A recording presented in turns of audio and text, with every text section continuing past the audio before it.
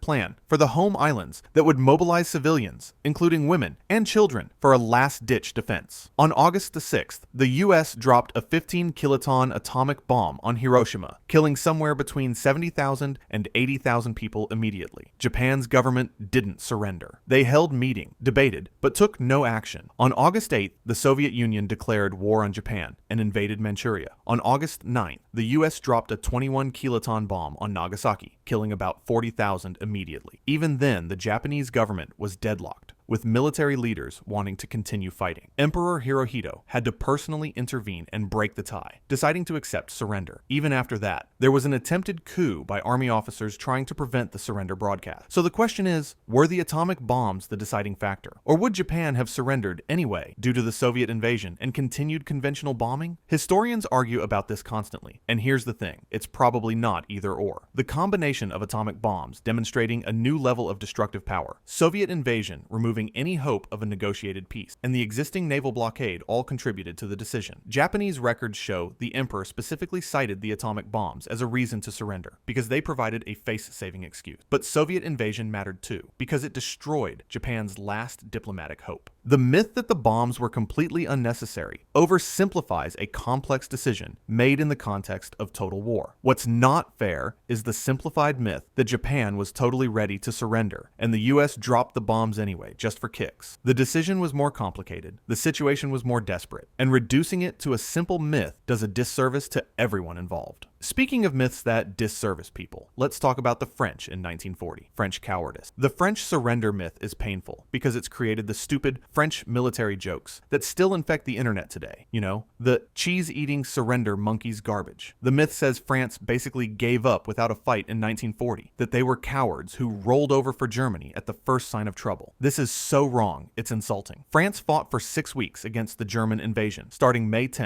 1940, and during that time, French forces killed around 45,000 German troops, while losing 90,000 of their own soldiers killed. That's not surrender monkey, that's fierce fighting. The French suffered around 360,000 casualties total, including wounded and captured. French and British forces at Dunkirk held off German advances long enough for over 300,000 troops to evacuate, many of them French soldiers who kept fighting on the perimeter to let others escape. So why did France fall so fast? Lots of reasons, none of them cowardice. The Germans achieved strategic surprise by attacking through the Ardennes forest, which French planners thought was impassable for armor, flanking the main defensive line. German combined arms tactics overwhelmed French forces, organized for World War I style fighting. French command and control was slow compared to German mobile warfare. The Maginot Line didn't extend to the Belgian border, so the Germans just went around it. Once German armor broke through and reached the English Channel, they cut Allied forces in two and surrounded huge numbers of troops. That's brilliant German strategy, not French cowardice. The French were tactically brave and strategically outmaneuvered. The myth persists because it serves multiple purposes. It makes the German achievement look bigger. It provides comedy material, and it lets everyone forget uncomfortable truths about how fast modern warfare can overwhelm even prepared defenses. Britain survived because they had the English Channel and the RAF, not because their army was better. The myth that France surrendered easily minimizes French sacrifice, insults French soldiers who died fighting, and creates false narratives about national character. And speaking of lazy history, our next myth involves conspiracy theories about Pearl Harbor that still won't die despite zero evidence. Pearl Harbor conspiracy. The Pearl Harbor conspiracy theory claims Franklin Roosevelt knew the Japanese attack was coming and let it happen to bring America into World War II. This theory has been around since literally the day after the attack. And despite multiple investigations, declassified documents, and historical analysis, people still believe it. The claim is that US intelligence had broken Japanese codes, intercepted messages planning the attack, and knew exactly when and where it would happen. But FDR deliberately withheld warning to ensure maximum damage and American outrage. Here's what actually happened. The US had broken some Japanese diplomatic codes through the MAGIC program. They were reading Japanese diplomatic traffic, but, and this is crucial, the Japanese Navy used different codes that the US had not broken. The messages about the actual attack plan went through Navy codes, not diplomatic ones. What US intelligence DID know was that war was increasingly likely and that Japan might strike somewhere. What they didn't know was the specific target or timing. The intelligence picture was muddled, contradictory, and filtered through peacetime bureaucracy. Commanders at Pearl Harbor got warning, but interpreted them differently because they were getting warnings constantly about dozens of potential scenarios. It's easy in hindsight to pick out the clues and say obvious, but at the time, those clues were buried in millions of intercepted messages. The US was tracking Japanese movements toward Southeast Asia and thought that was the most likely target. Pearl Harbor as a target seemed too bold and too far for a successful strike. Multiple investigations after the war, 8 separate inquiries between 1941